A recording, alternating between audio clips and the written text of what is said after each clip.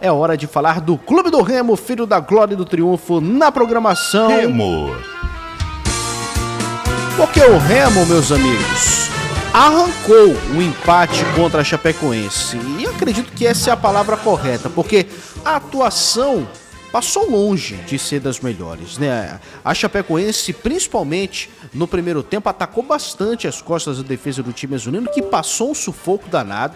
E se o Antônio Oliveira tinha se vangloriado de que a defesa estava um pouquinho mais estável, de que o Marcelo Rangel não tinha tido trabalho, o Remo voltou ao ritmo daqueles primeiros jogos na Série B do Campeonato Brasileiro, onde o Marcelo Rangel salvava a pátria e o Remo dava um jeito de conseguir um gol mais à frente na partida, e foi o que aconteceu. Remo 1, Chapecoense 1, o gol do Luan Martins saiu aos 49 do segundo tempo, senhores. Que sufoco esse jogo do Remo ontem, hein? Cara, um sufoco que prova que, de fato, aqui a gente até se perguntava na segunda-feira passada se o Remo tinha, de fato, evoluído na defesa. Naquele jogo, minha impressão é que aquele jogo a defesa foi bem, mas evolução seria se ele mantivesse esse desempenho regular para bom nos próximos jogos. E não foi o que aconteceu no jogo seguinte. A defesa do Remo não funcionou de novo. O Remo ele não conseguia fazer a marcação-pressão e também não conseguia defender em bloco baixo, o que resultava nos alas da Chapecoense livres, Giovanni Augusto bailando no meio de campo, Marcinho recebendo muitas bolas pela esquerda, num contra um para cima do zagueiro, muitas vezes, não só para cima do Marcelinho. Então a defesa do Remo, mais uma vez, ela se provou ineficiente. E o ataque também. O ataque do Remo não existiu nessa partida, porque é um time que ainda precisa de dinâmicas. O que eu fico preocupado é que a 16ª rodada, e a gente ainda fala que a defesa do Remo não consegue funcionar, o ataque do Remo não consegue funcionar e o Marcelo Rangel é o melhor em campo. E isso é um ponto que, pelo menos, mesmo assim, jogando mal, o Remo ele consegue pontuar. Mas até quando? E até com que nível de adversário? Daqui pra frente vai ser uma prova. Daqui pra frente o Remo vai pegar Novo Horizontino, Avaí e Goiás. 3 dos outros 4 times que estão no top 5. Então, lembrando que o quarto colocado hoje é o Remo. O Remo vai pegar o líder, o terceiro e o quinto no momento que pode ainda subir na rodada. Então, vão ser confrontos mais difíceis do que contra a Chapecoense, Paysandu e Atlético. E além, claro, do Cuiabá. Mas eu fico preocupado que está acabando o primeiro turno e a gente ainda fala dos mesmos problemas no Remo. E aí, Michel? Você acompanhou o jogo ontem? Cara, acompanhei o jogo. É muito engraçado, né? Aí, é pro torcedor do Remo não ficar com raiva da gente, porque como é que pode o Paysandu empatar com o Atlético em casa, tá na zona de rebaixamento e falar que foi bom, né? Foi legal, ok. Foi ok. Bom não. E o Remo vai fora de casa, pontua, fica no G4 e a gente diz que foi horrível. É porque é muito simples, cara. Eu tenho certeza que o torcedor do Remo também não está satisfeito com o desempenho do time. Se tivesse, não pedir saída do Antônio, né? Como tem gente pedindo. Exatamente. Se tivesse, não estava lá na rede social do clube invadindo, pedindo a demissão do treinador. Que acho que ainda tem que acontecer. Não tem nem que se cogitar isso daí. O cara está no G4, mas tem que ser cobrado o desempenho, cara. O nível de time que o Remo tem, o nível de jogadores que o Remo contratou, tem que apresentar um pouco mais. O Antônio Oliveira já tem mais de um mês à frente do Remo, até agora não conseguiu entregar nada do que ele prometeu. Até a questão da defesa, que a gente pontuou que estava mais segura e tudo mais, voltou a falhar novamente. Então, assim, não existe uma regularidade. Dá para dar um desconto que foi um jogo fora de casa, o adversário a Chape é um bom adversário, mas eu, analisando o elenco do Remo, eu vejo que dá para jogar, podia até perder o jogo, mas dá para jogar melhor, dá para apresentar muito mais opção de jogo, formas de atacar, né? De defender, dinâmicas de jogo interessantes para o torcedor ficar satisfeito. É porque é o seguinte, no primeiro tempo o Remo não conseguiu jogar, a Chape acertou a marcação e acertou também a pressão para roubar a bola também, né? O clube do Remo não sabia mais ou menos o que fazer. As coisas só melhoraram ali na metade do segundo tempo quando a Chape teve o jogador expulso. O Remo ele só melhora em dois momentos, e a Chape recua. E a Chape recua. Já estava na frente do placar, a Chape falou: pega, Remo, pega a bola aí, tenta fazer e vem pra cima que eu aguento a pressão. O Remo só cresceu nesse jogo quando ele tomou 1-0 e quando a Chape teve um jogador expulso. E aí vira um problema porque vai precisar sempre ter um jogador expulso para o Remo jogar bem, vai precisar sempre estar perdendo para o Remo resolver jogar bem. Então é isso que incomoda, cara, porque o Remo ele tem potencial.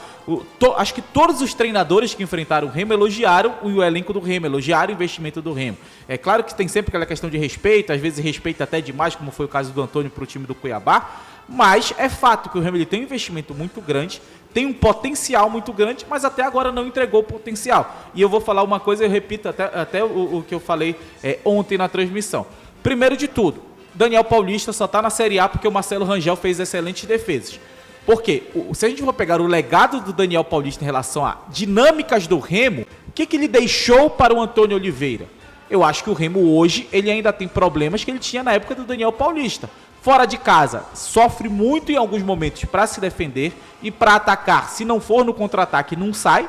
Se tiver que pegar a bola, sair trocando passes, triangulação, ultrapassagem, dificilmente o Remo consegue entregar isso. E aí depende muito do Marcelo Rangel mais uma vez. Então não é que o André ele pegou um trabalho excelente do Daniel Paulista e acabou com esse trabalho. Não. O trabalho do Daniel Paulista já era questionável, mesmo quando estava no G4, mesmo quando estava brigando por liderança. E hoje o trabalho do Antônio Oliveira continua questionável. O ponto é o que o Michel falou, é que até agora, nesse 1 mês de trabalho, a gente não viu evolução no Remo. Tanto que se a gente for falar, qual é a cara do Remo com o Antônio Oliveira? Eu não consigo falar. O que o Remo tem do Antônio Oliveira hoje?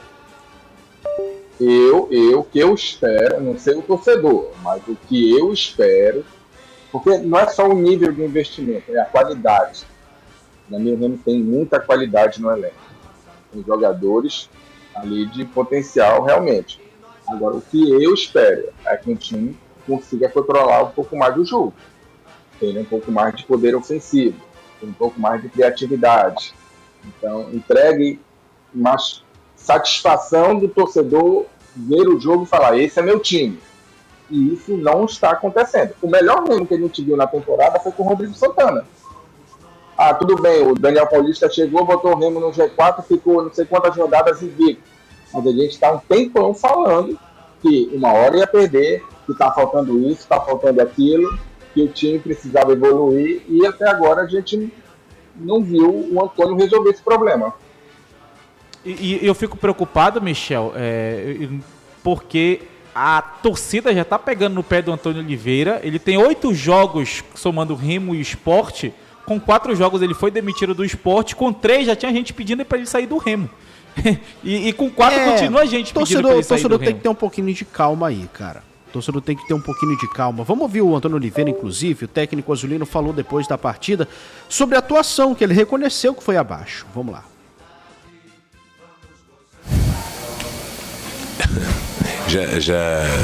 Já o confirmei de que a equipa na primeira parte esteve, sobre o ponto de vista defensivo, com grandes dificuldades em controlar, principalmente a dupla largura que o adversário tinha, portanto, o que promovia que os zagueiros da extremidade do adversário tivessem bola descoberta, e nós não podemos defender bolas descobertas com uma linha no meio campo, portanto, e a partir desse momento nós reajustámos ao longo da primeira parte, tanto que esse ímpeto adversário de procura da última linha deixou de ser tão frequente.